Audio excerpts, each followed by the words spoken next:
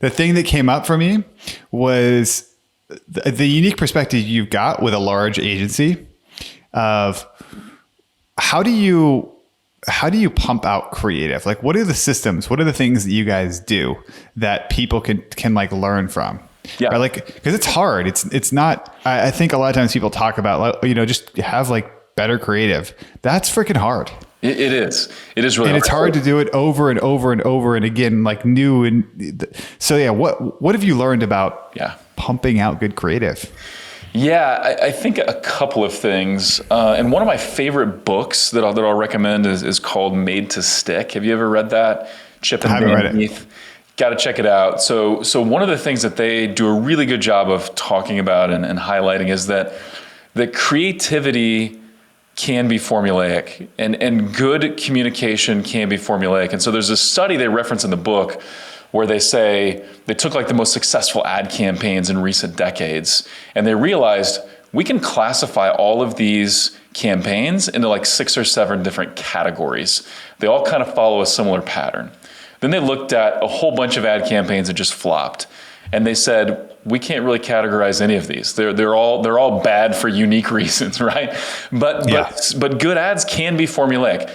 Not that you want to be just a Me Too, or you want to just duplicate, what Squatty Potty is doing or something, or what, a big YouTube or Facebook advertiser is doing, but you can learn from formulas. And so I think that is one of those things that can kind of free you up a little bit. And so actually I put together a free resource where we pulled in like our favorite YouTube ads and kind of categorized them and broke them down and how they work and stuff. It's a free guide. It's on our site at omgcommerce.com. So check that out.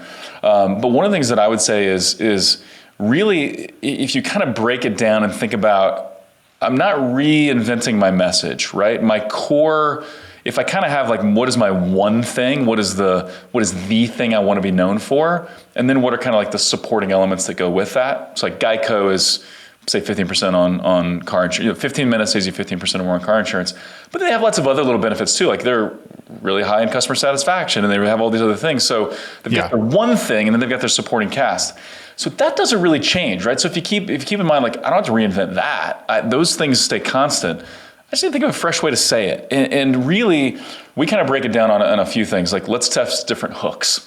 So what are the, we know we want to lead with our strongest benefit. We know we want to lead with our one thing, but how do we lead with it? So let's throw out a bunch of hook ideas. Let's test 10, 15, 20 different hooks.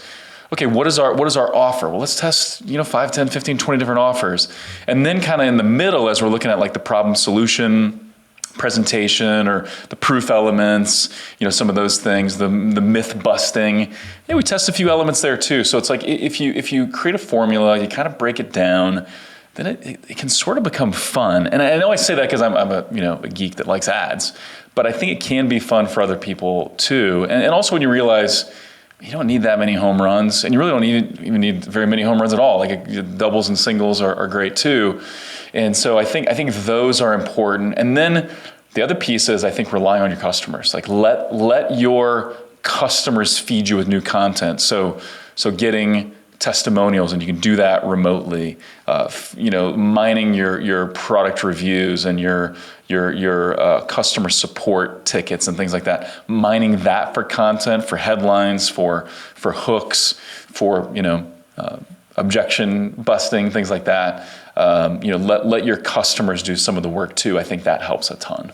Yeah, it's one of those things that makes it easier and more effective. A win-win. Yeah, exactly. Yeah, maybe the most effective thing you could ever do is just repeat something a customer says to you. It's like, wow, that didn't take any creativity. And that's another thing. And Chip and Dan Heath, the author of that book, should pay me some of their royalties because I recommend it so much. But that's one thing they talk about too, is like sometimes creativity is just spotting the idea. So one of the examples in the book was, remember the Jared Subway, Jared, the guy that went on the Subway diet, and he fell off the wagon, and that he fell off the wagon quite hard. It was ugly. So forget about that part. But there was a number of years where that was a beautiful, beautiful campaign. And it's like, hey, the person that did that just spotted the idea. They were like, oh, there's something here. I'm going to run Yeah. with it and I'm going to make something huge out of it. And they did. And sometimes that's all we need to do. We don't need to maybe necessarily manufacture a creative idea. We just need to spot it and then know how to exploit it.